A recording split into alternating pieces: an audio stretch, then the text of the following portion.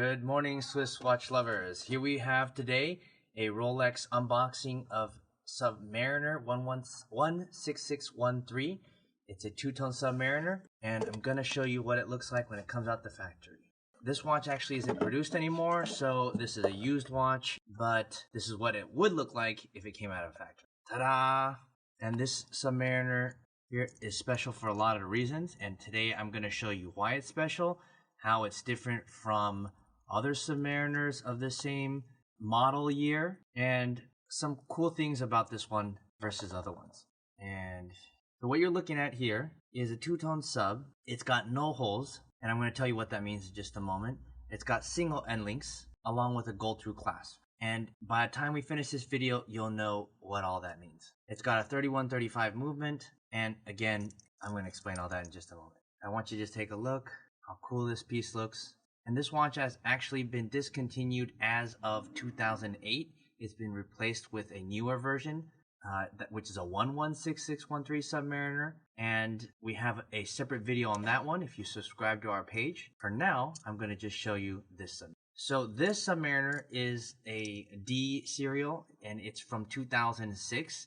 They made this model year from roughly 2004 until 2008, and nothing changed between that time. And you remember a moment ago I was showing you what no holes case means? Well, take a look at the side of this case. Do you see any holes? Because this is no holes. So what that means is the clasp, as you see it here, is connected to the case of the watch without any holes. And that's why it's called a no holes case. I'm going to point to that with this pointer here. You see how it doesn't connect with any hole? And that's different from the holes case, which was produced from 2000 until 2004. And why is that significant? Well, sometimes people like to change the band on this thing because, you know, it's cool to have a leather band or a NATO strap or whatever. And so it made it very easy. You could just press the hole right there, and the hole actually would be right here where I'm pointing. Yeah, you would actually just press it, then the bracelet would basically come off. But now you actually need a tool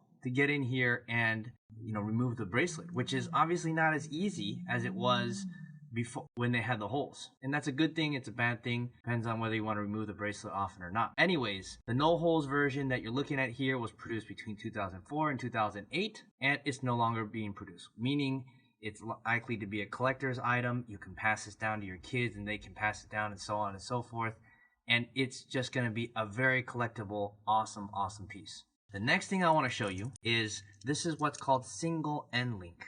And that means just what it sounds like. This is the end link, and it's a single piece, as opposed to a double end link, which would have two pieces connected. And that change from 1990 until 1999, they used a double end piece. And from 2000 until 2008, they used a single end link. And that is important because it makes the bracelet adhere to the case stronger. It also looks nicer and is more flush. And it also is more expensive. So that's the second thing, second single end link. Now I'm going to show you what a gold through clasp is. Gold through clasp on this piece, as you see, is exactly what it sounds like. Gold going through the clasp. And this part from here to here is the clasp. And this gold that is going through the clasp would be the gold through clasp. And this occurred from 2000 until 2008. And from 1990 to 1999, it was all steel. From where you see my pointer here to my pointer over here. And that was all steel. Now there's some positives about that and there's some negatives about that. Positive about that is that, well, it looks very clean, right? You see gold going through the entire band. But on a steel through, it stops at the clasp. The good thing about having a steel through is that when you put this on your wrist and you're working at your desk typing away at your computer, that the clasp doesn't get beat up because gold is a lot softer than steel. So it can get scratched, it can get dented and whatnot.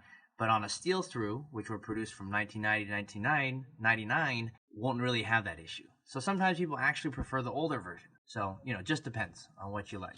So that's what has changed, basically those three things. And another cool thing that has changed on this model year, this 2006 model, as opposed to 1990 models, is that, do you see the dial where it says Swiss made?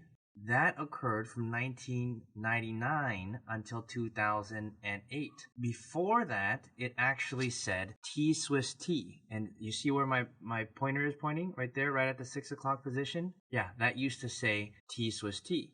And after the year 2000, it changed to Swiss made. And that's because these hour markers were made of tritium. And that's what the T stood for. T less than 25. I think 25 referred to some unit of tritium, meaning that there was less than 25 units of this tritium. Yeah, anyways, you can look that up. So that was one of the major differences. And another cool difference is that in this year, they have this dark blue. You see how dark it is? And Rolex, when they produced the newer version of this, they had it really light and it just looked, kind of funny. But this is a very dark blue as opposed to what they called the Smurf. And, the darker blue ended up being a much better seller than the lighter blue. And I think Rolex realized that and they stopped production of that lighter blue. So this retains that older blue and making it a very, very popular model. I'm going to show you what it looks like on my wrist. There you have it. Check us out at JazTime.com, where you can purchase these watches that you've seen on review, and subscribe to our page. We offer a 1-year warranty, the lowest price guarantee, fast shipping, and excellent customer service. At the end of this video, you'll get a call to action. Click on any one of those hyperlinks and it'll bring you to where you can see these watches and purchase them right at home.